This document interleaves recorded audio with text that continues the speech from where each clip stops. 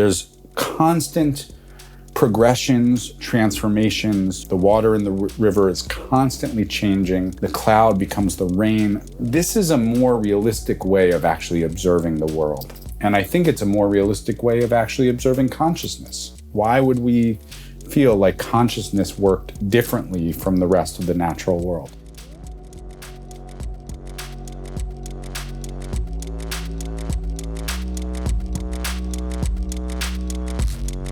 Welcome to the Road Home podcast with Ethan Nichtern. Join Ethan as he and his guests explore the Buddhist path as it relates to art, culture, activism, politics, Western psychology, and more. If you'd like to support Ethan's podcast, please visit BeHereNowNetwork.com/Ethan. Hey all, this is Ethan Nichtern for the Road Home podcast. Got another solo episode / Ethan gets up on his soapbox episode for y'all. A really dear friend of mine had the idea that sometimes on my solo podcast I should just respond to questions that I get that come in from students who I don't work with personally, or questions that come up in courses that I teach or on social media, etc. So I wanted to do that and want to maybe start doing that, slightly more frequently when I'm working with a solo talk or podcast for the Road Home podcast when I don't have a guest. So I wanted to, just to filter it a little bit, wanted to offer that info at ethannichtern.com. You can figure out how to spell my name by just looking wherever you downloaded this podcast from. But info at Ethan Nichtern, first and last name.com. You can send us an email and maybe I'll respond to that question on the podcast. And so I wanted to start that by working with kind of two of the larger questions. I want to talk a little bit more about was clarifying some views on reincarnation, which is a real point of mysticism, sometimes a real point of hang up for people who are getting into Buddhism. Like, what does this mean? Is this just sort of, Harry Potterism? Is this no longer really useful, practical teachings and information? Is this where Buddhism becomes mystical or religious in a way that perhaps people who are more agnostic or even atheistic don't want to touch? So that's really what I wanted to take on is the question of reincarnation. But to answer that question, I think it's important to define what we mean by religious. And this is something that I wrote about in the Road Home book. So, if you want to know more about my work and my thoughts and sort of interpreting Buddhism into the Western paradigm, or modern, really 21st century postmodern paradigm, I give very few plugs of my own books on my podcast, but my main book that does address this question kind of in a little bit more written detail is The Road Home, a Contemporary Exploration of the Buddhist Path. I think it's a good book. Other people have told me it's a good book. Very few people have said this book sucks. So, but there's always that experience out there. So I would recommend, if you want to hear more about sort of my interpretation of classic Buddhist teachings into modern practice and modern life, from both an existential and a practical standpoint, I'd recommend that book. But I think to address the question of reincarnation, since it's so tied into this, whether or not Buddhism is a religious tradition, religious paradigm, which there's many different valid and, in my humble opinion, many different invalid answers to that question. But I think it all comes down to, really, to start this conversation, how poorly people define the word religion. And this is really in play on all sides in modern contemporary explorations of Buddhism, because on both sides you have very valid critiques of defining Buddhism too much as either a religion or too much as a secular exploration. And what I find is it depends on the positioning in our society, so that if one is more secularly oriented, if one is really looking at the precision and mental usefulness of Buddhist teachings and practices in more of a psychological or neuroscientific paradigm, it becomes really useful to define Buddhism as a secular bank of knowledge and wisdom. If a person is an academic scholar of Buddhism, pretty much all of the academic scholars of Buddhism in the modern Western world have to position themselves in religious studies departments at universities. So obviously for those good folks, positioning Buddhism as a religious paradigm, perhaps somewhat different in some ways from other major world religions, but that would be the useful approach. I think it's really important to hold the view that this sort of split between secular and religious or spiritual knowledge is really unique to European developments that the United States sort of inherited in this really weird way, where we, in some ways, pretend to very strongly divide secular from religious truths. But, at the same time, especially with the still existing very conservative bent of our legal structures in the United States, that split is not really even upheld on its own terms, so that you have things like courtrooms saying, "In God we trust," which I've often wondered if I could enter a courtroom if I was being, accused of something and say, I can't be tried in this court because I don't believe in the basic paradigm of trusting in God. I still use money too, which also says, "In God we trust." But from the standpoint of the separation of church and state, both of those would be preposterous, but nobody really seems to care. I don't think this Supreme Court, they'd probably laugh at me if I said, hey, this is problematic to even try, agnostic or Buddhist, or atheistic people in a court that says, "In God we trust." And I tried to address this in my argument for why a more animistic approach of looking at things as always being alive, which is really a more Buddhist and indigenous wisdom and shamanic paradigm, would shift the conversation about how one comes to be vehemently pro-choice in the abortion rights debate.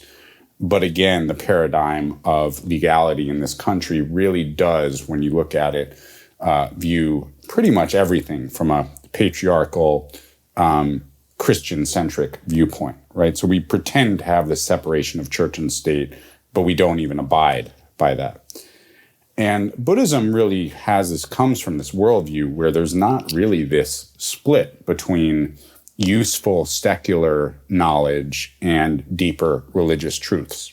It's like we're actually, from a classic Buddhist standpoint, we're only living in one universe. We're not going back and forth between who we are in some church or temple environment and then who we are on a Tuesday morning trying to navigate our economic, social, creative lives, right? So that split doesn't really exist.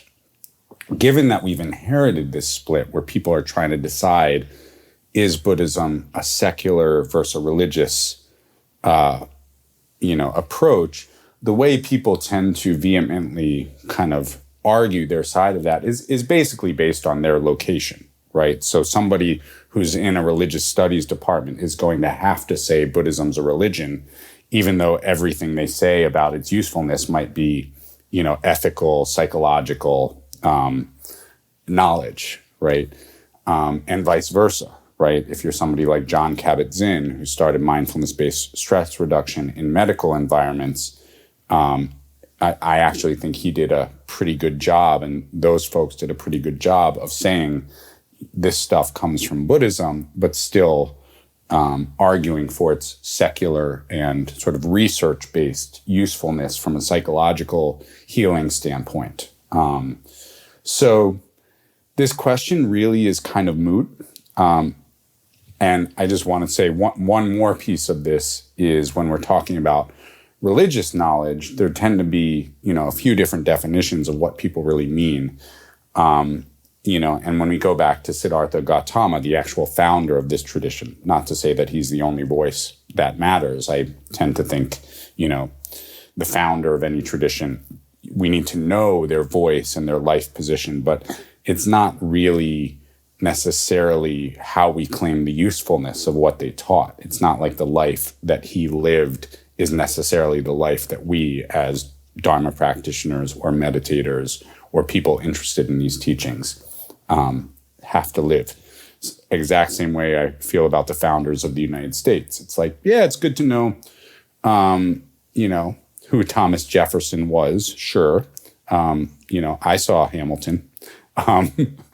But it's not necessarily useful to think about his life influencing or his interpretation of the arrangement of democratic society being useful in a 21st century multiracial democracy, So we have to take what is useful. So there's one definition of religion that comes out is that for something to be a religious oriented tradition, it has to have a faith-based theory about the origins of the universe and the origins of humankind, right? Creator, etc. So most of the other things that get called religion do actually have the definition of some kind of origin story that cannot be verified, of a monotheistic, almost always patriarchal male figure that sort of created all this, created us, right? Created this human realm where we struggle to understand ourselves, struggle with our dissatisfaction, struggle to live together. And Buddhism is one of the only, maybe if not the only religion, and I'm putting that in quotes, that doesn't have a monotheistic creator narrative of faith attached to it. So that's a big difference right there. And first of all, that would be disqualifying to me. If you're saying every other major thing in this category has this defining feature of monotheism, and Buddhism is the only one that doesn't, maybe it doesn't belong in that category. Another definition of religion is that it's a set of practices that give one's life ritual, symbolic, and ceremonial meaning, right? And this is one of the really valid critiques, and I've had many people on this podcast argue this. I'm thinking right now of Zenju Earthlyn Manuel, The Shamanic Bones of Zen, where she really looked back at how Zen has all these ceremonies and rituals of life and death that really have a more indigenous and shamanic and ceremonial origin. And to completely secularize, as we understand that word, Zen practice means to remove or strip all these deeper ceremonies by which we can really attune to life, to the universe, to something bigger than just me and my psychology. So one of the valid arguments from the Buddhism is a religion side of this that I think is super important is if you try to just secularize and turn into neuroscience and psychology all these Buddhist teachings, you actually lose the deeper ritualistic ceremonial aspects of the practice. And a lot of times you have had many guests who argued this point. You erase the contributions of the non-predominantly white, non-modern people who held these teachings in a more social, ceremonial, mystical, and ritualized form for, 1,000, 2,000 years.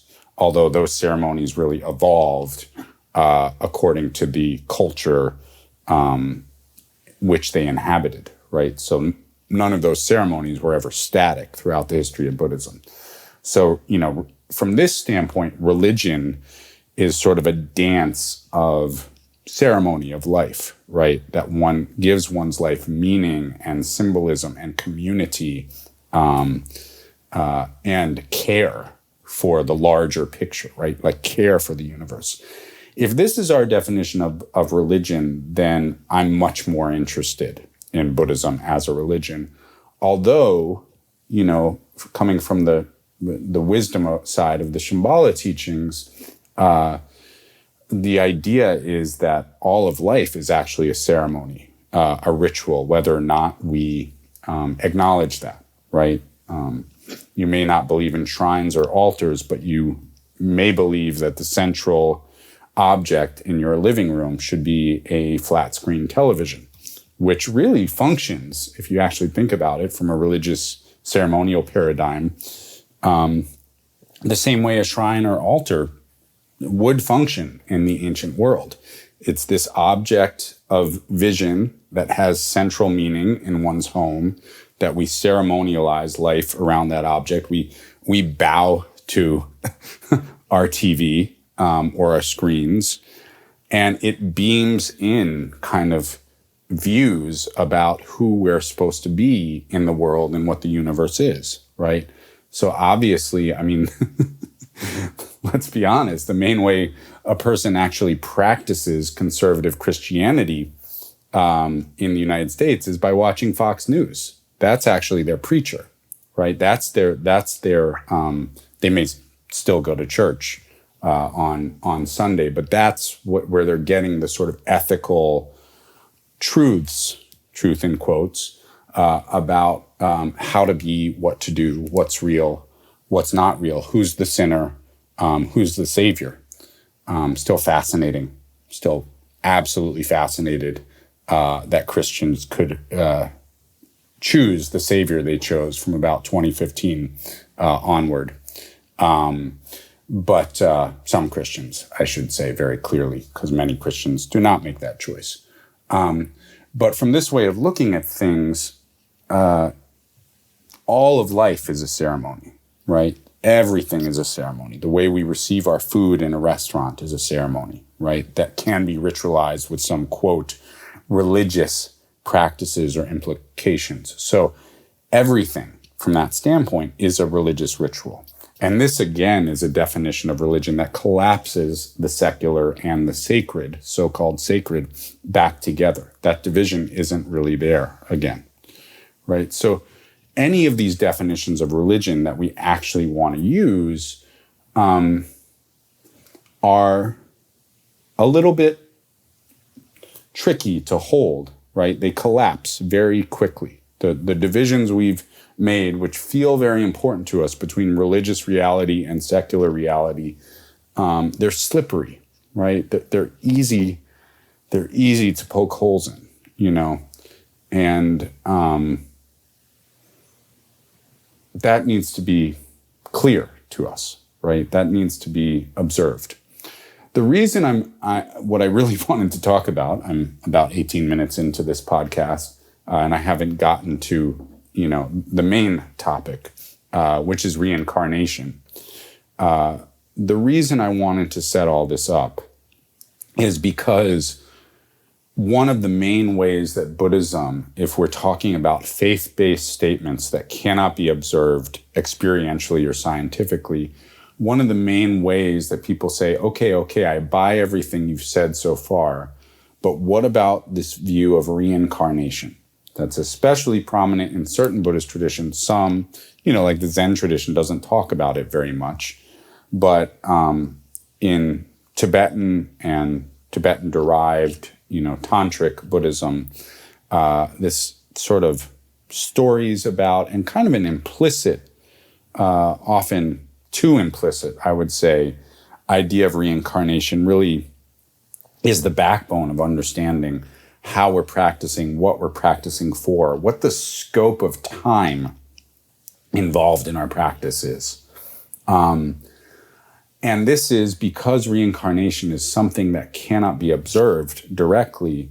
This is where people get to, Buddhism being like, hey, wait a minute, maybe you're making some faith-based statement here, folks, about the universe, about, transcending this lifetime, about what happens after death. Maybe you're not making those statements any differently than anyone else, than any secular or even atheistic person when it comes to questions of the creators of the universe or the origin story of the universe. But now you're talking about some essence, some consciousness, something traveling from lifetime to lifetime, and you are not able to observe that. It's a faith statement. It's a religious statement. So what of that? How do we make sense of reincarnation? So I want to talk about that a little bit.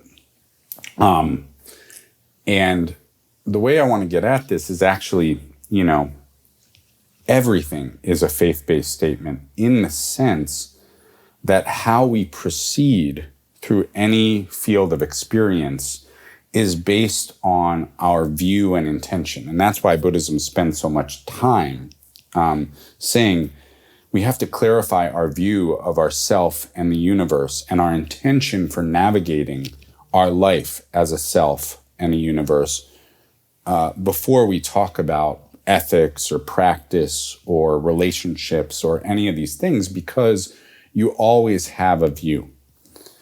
And one of the best critiques I've heard is actually to talk about the view and the assumptions that are made in our scientific paradigm, and especially the scientific materialist paradigm, which makes faith-based assumptions about the universe and claims not to make them.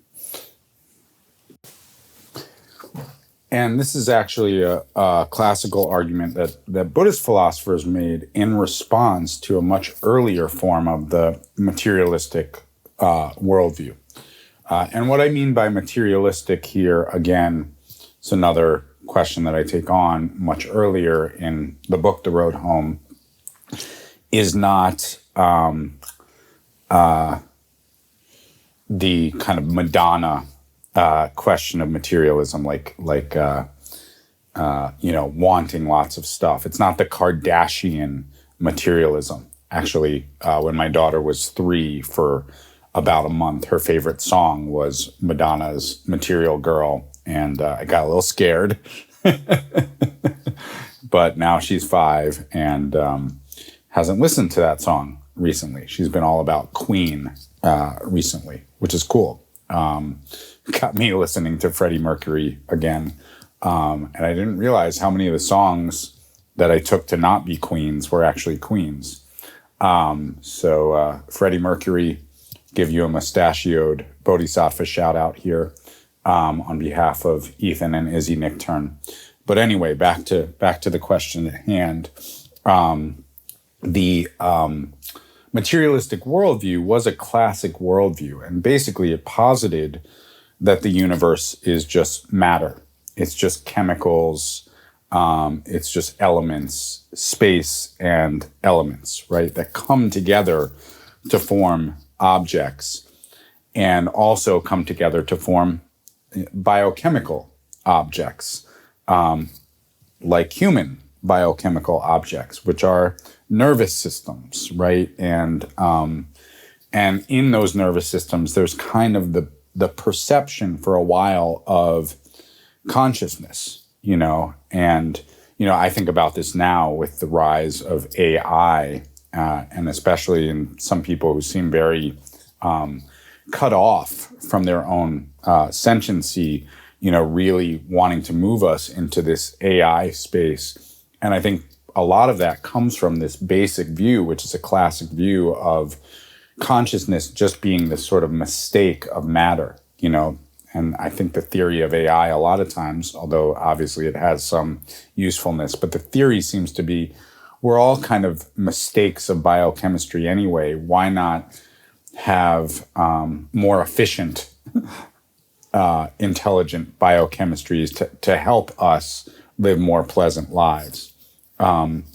It's the opposite of this animistic view of the universe this consciousness-based view of the universe that is at the heart of both Buddhist thought philosophically and a lot of the indigenous wisdom traditions that Buddhism touched in with and kind of mingled with in Buddhism's long history.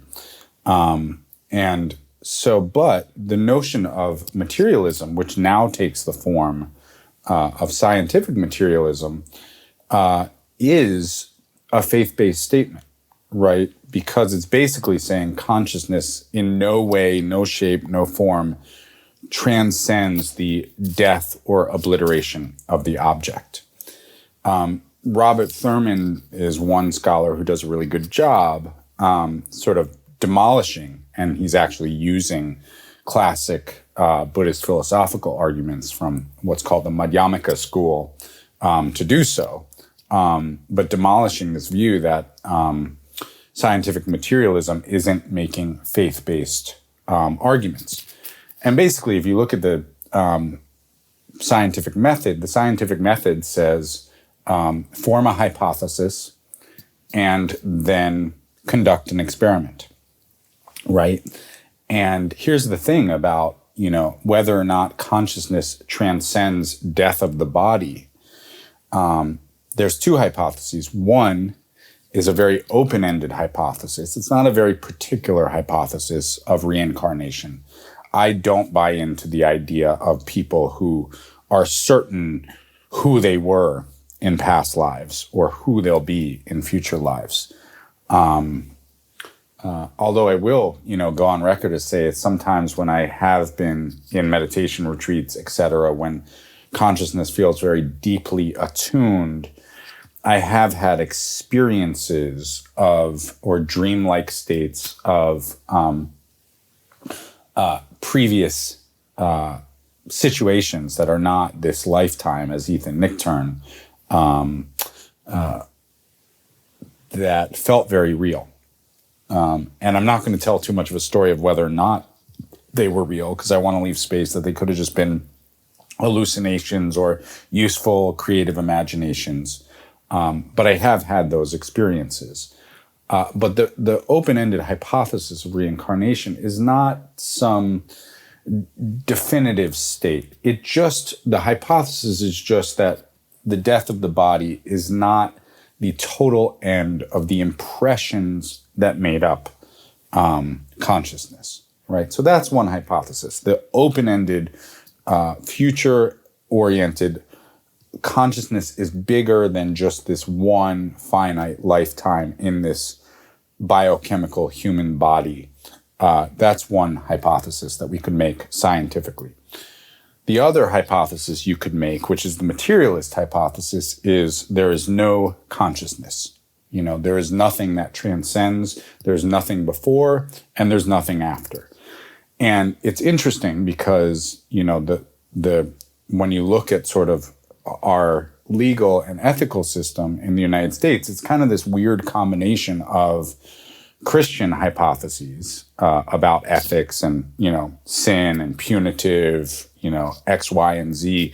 And then on the other hand, if you look at, and I made this, in my hopefully fierce enough defense of abortion rights podcast, made this point too, the other side of American sort of legal structures that is sort of, kind of mind-boggling to me is this materialistic view, right? And materialistic view is like, when does life start and when does life end, right? So there's nothing and then there's something, right? which, as I argued in that podcast, is an odd way to answer the question of, should women and should families have the right to choose whether or not they terminate pregnancies that they can't or that would harm them to carry to term. But we have these two hypotheses. One is some hypothesis of consciousness being broader than just one lifetime, and the other, which is the materialistic view, is the hypothesis of finite beginning, finite end. And that's the scientific materialistic hypothesis. So the scientific method says you make a hypothesis and then you perform the experiment, right? Here's the problem with the materialistic view is it makes a hypothesis on an experiment that it can't perform by its own methods. There's no way to track consciousness after the death of the body. I mean, they can, track brain activity, they can track, pulmonary activity, heart activity, but they can't actually say like what happens after the biochemical death of the body. But they claim to know that consciousness ends completely. This is the way I would frame this simply, and this is using a classic Buddhist argument, and again, want to give a shout out to Robert Thurman for kind of helping clarify my thoughts on this matter. This is a scientific hypothesis without an experiment, and these so-called scientists then disobey the scientific method in coming to their conclusion. They don't perform the experiment. They don't have any backup for their hypothesis, right? So we're left in the space of not knowing, which is a really good space to inhabit. What I'll say about why I believe in reincarnation in some way, first of all, is that it seems to be the more likelier when we look at the world, when we really deeply attune to the world, the idea of no birth and no death, right? Being in the state where things don't start or end the way we'd like to believe they are. Things are not as finite as all or nothing. There's constant progressions, transformations, right? Rivers keep flowing, right? The water in the river is constantly changing.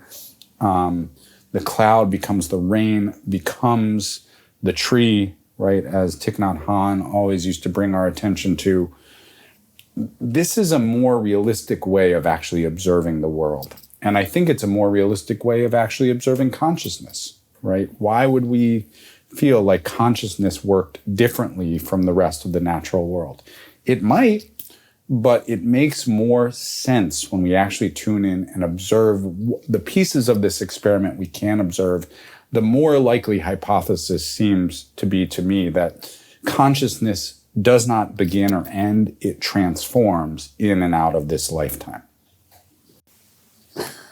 So we have this notion now of going on this, from this space of not knowing, going on this, what I would say is a seemingly grounded and reliable hunch, you could say, that because of the continuity and transformations of life, the hunch is that consciousness moves forward. It has some impression, some momentum, right? We're not making a supposition that the consciousness stays completely rigid or intact, right? That the Ethanness of Ethan then just moves as like a singular solid unit into some next, embodiment, some next lifetime. But we are saying that there's some continuity, right? And we're taking that on as a hunch from this space of not knowing. And by the way, I just want to refer everybody to a particular school of Buddhist thought, Buddhist philosophy, called the mind-only or Yogacara, usually spelled Yogacara philosophy, which has these framework, a philosophical framework of consciousness having basically 8 elements to it, or 8 components of consciousness. And this school has a really well drawn out theory of how consciousness could move, how the impressions, or sometimes called seeds, of our habitual consciousness could actually survive the death of the body and be impelled into some future river, some future state of being.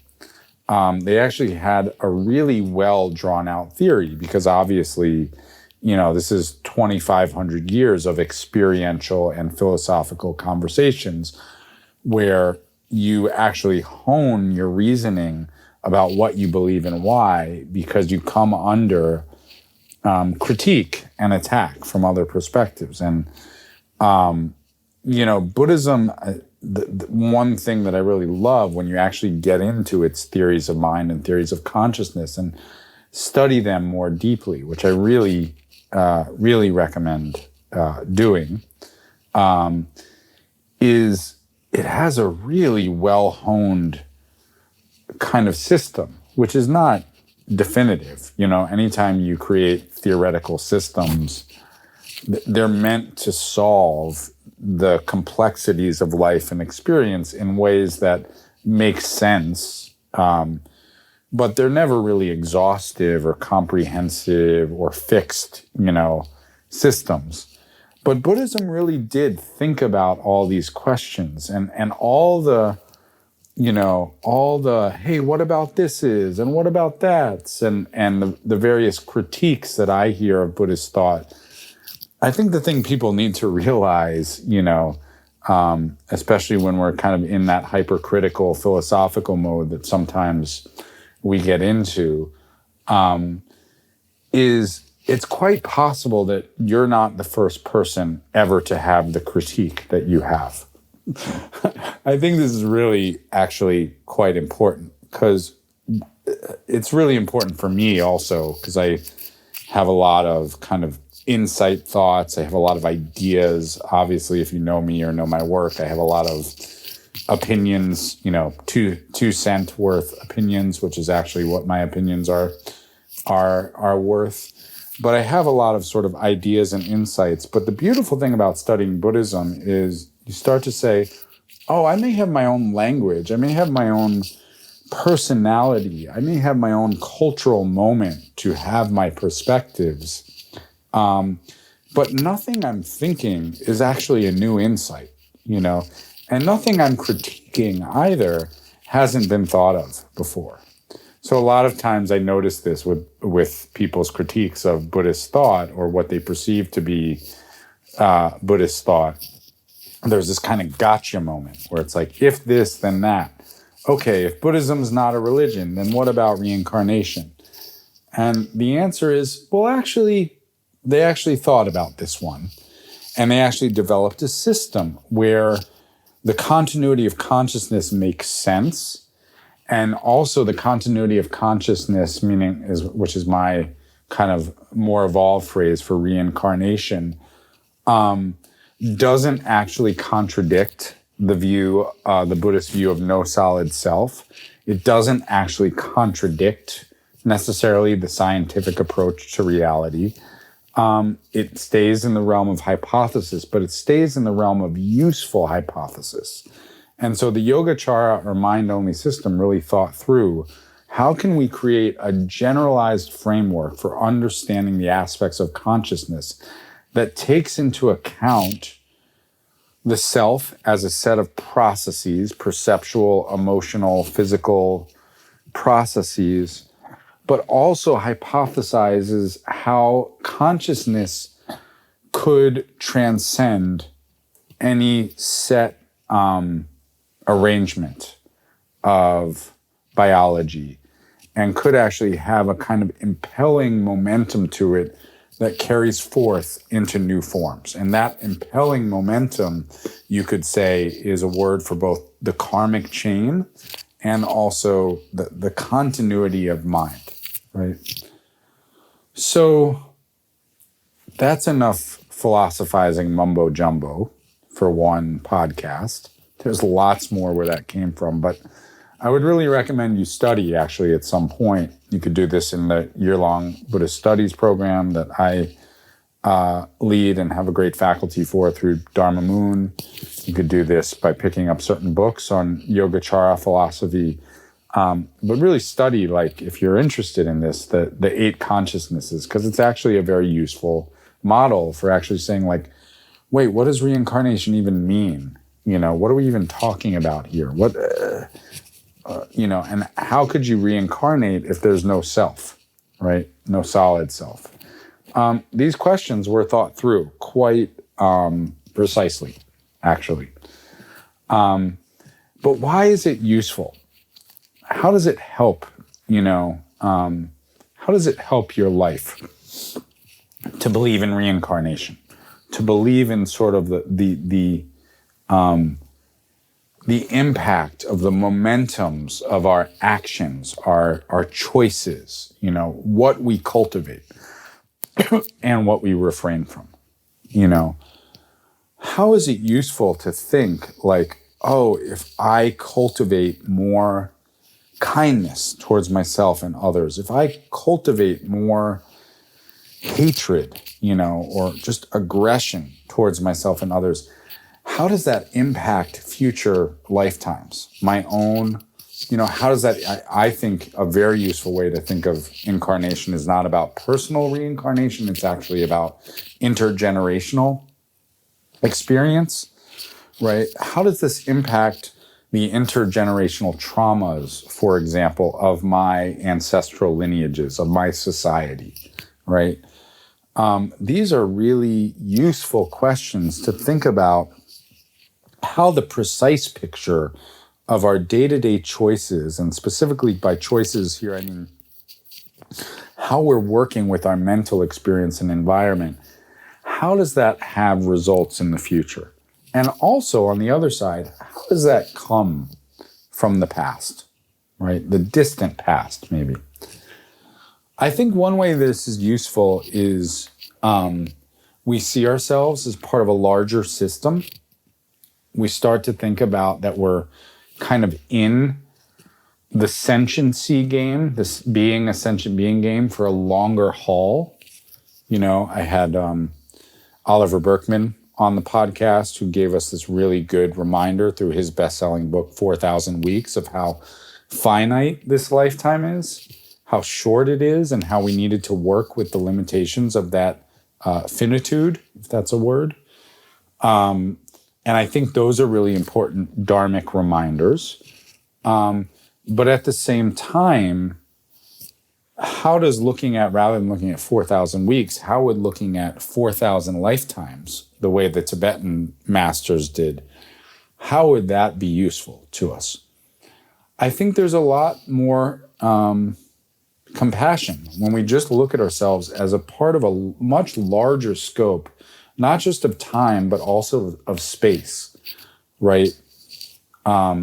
There's just a real, interest in being part of a larger system and care for more and more arrays of sentient beings than we ever thought possible, right? And there's also an ability to actually develop compassion based on seeing longer futures, maybe I can think about my future relationship, right, with something. Let's say there's somebody you feel like your relationship with them, or let's say they feel very blocked off right now. Let's say this often comes up. You have somebody older in your family who just seems really stuck. I'm sure everybody can access someone that you can think of when you think of your larger family, and just somebody who's aging with a real sense of stuckness, getting more rigid, more angry, more locked into their patterns, less open-minded, less forgiving, right? And you could, at first, there's this great sadness, right? Which says that person's, they're just going to suffer more and more mental torment until they pass away. But if you can start to say, hey, maybe this sentient being could be reborn in a situation where they have more love around them, right? Maybe if that could go for a few lifetimes, I can start to see their goodness, their awakened nature, opening back up again, right? Maybe there's even a path ahead of them of some kind of mindfulness, some kind of compassion. And I can see that, even if they feel really cut off right now. And this is, even some of the people I think are causing great harm in the world. The view of reincarnation actually does help me generate compassion for them. I think of the Ted Cruzes of reality. And I gotta say, I don't know this for certain, but I'm like, that seems like a pretty tightly locked box of rigidity and aggression and mistaken approaches to being a sentient being among other sentient beings. But maybe in some future, with more formative experiences of love and compassion, that sort of flow of consciousness can start to open up. And then it becomes very easy to contemplate compassion for Ted Cruz. Now, this is easier for me because I'm at a vantage point where Ted Cruz has not personally caused me much harm, although I would argue that he's hurt people I care for, right, through his policy choices, actions, dishonesties, etc. But space opens up to feel that sort of like future six-legged, young sentient being, that used to be this set of habituations named Ted Cruz. And now it's just a scared little six-legged, creature trying to figure out life amongst other creatures in a fragile and often not safe environment. And compassion opens up. And if I can think about myself that way too, like maybe in the future, I will be more present. Maybe in the future, I will be more able to hold space for myself and be working compassionately for others. Space opens up, and same as we look back to our past, like maybe this like anxiety that I'm feeling, if that's one of your patterns, maybe it doesn't originate in this lifetime. Maybe this has been part of my river of consciousness as a sort of obstructed energy for the last 3, 4, 5, 600 iterations of consciousness. Maybe that's why it's so hard to be with it, to try to figure out strategies or practices for finding some little liberation from it, right? It might not have just been the last couple years. It might not have just been from my adolescence. This might be a much more long-term set of habitual patterns or karmic seeds. And then I can develop a little bit more self-understanding, right? Really important. Recently I had the experience of a friend being on retreat, we were talking about this sort of much longer view of our path that opens up when you think of reincarnation or multiple lifetimes. They were sharing a story of realizing that anger had taken a while to just even have some recognition and a little bit of softening around anger towards one particular person in their life. And I know people like this too, who have had anger at somebody for many, many, many years. And this person was saying, it's taken, I can't remember the exact number, but let's say it's 15 years. They said it's taken 15 years to just recognize and soften a little around this anger.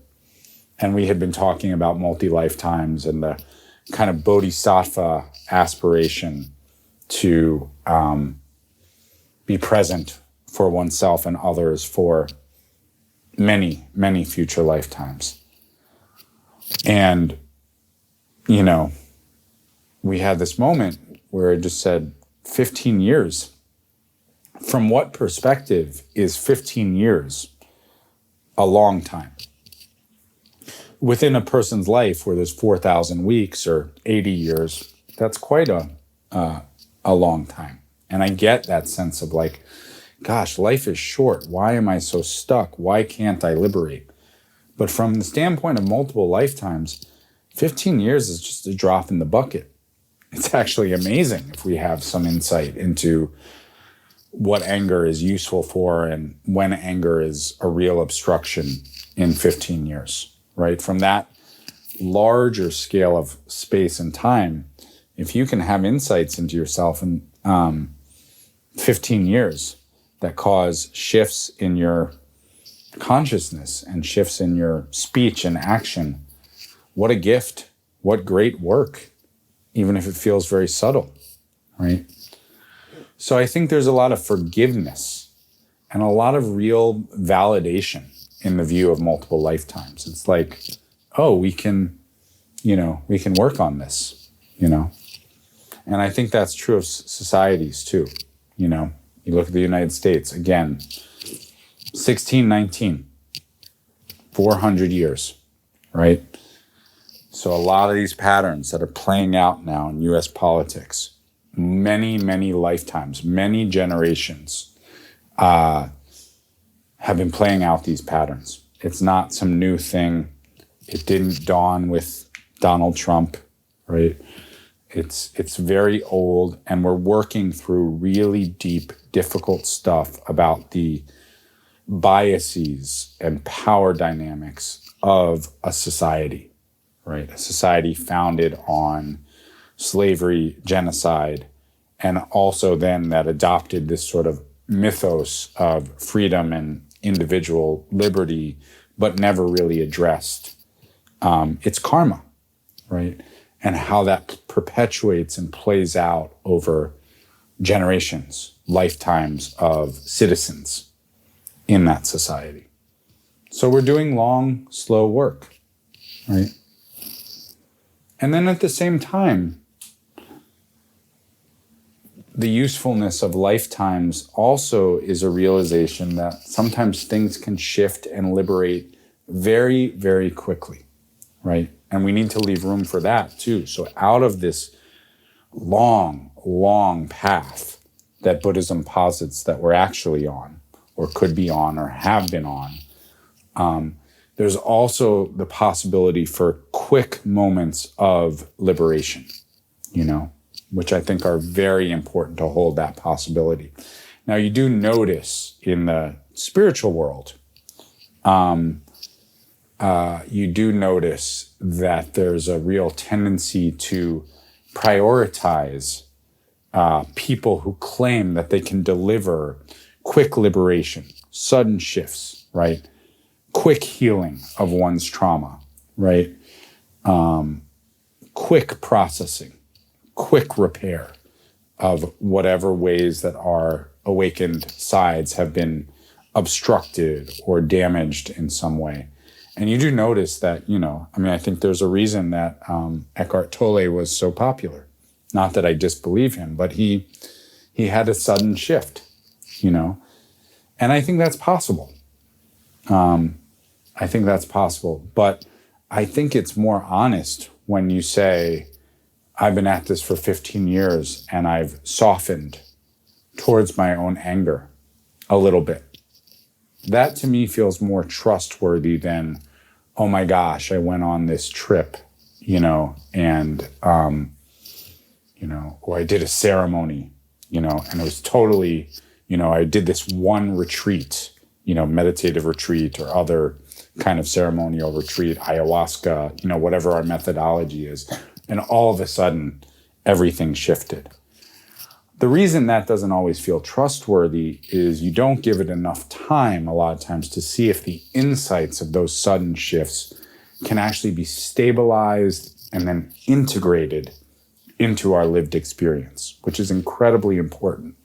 You can have these revelatory moments, which are super crucial, but then the testing of that is in the day-to-day, the Tuesday morning lived experience. Have we integrated those revelations, those shifts, those insights, right?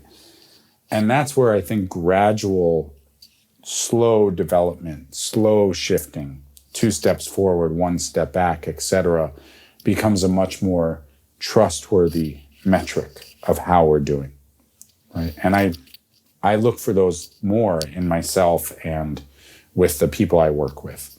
And again, Pema Chodron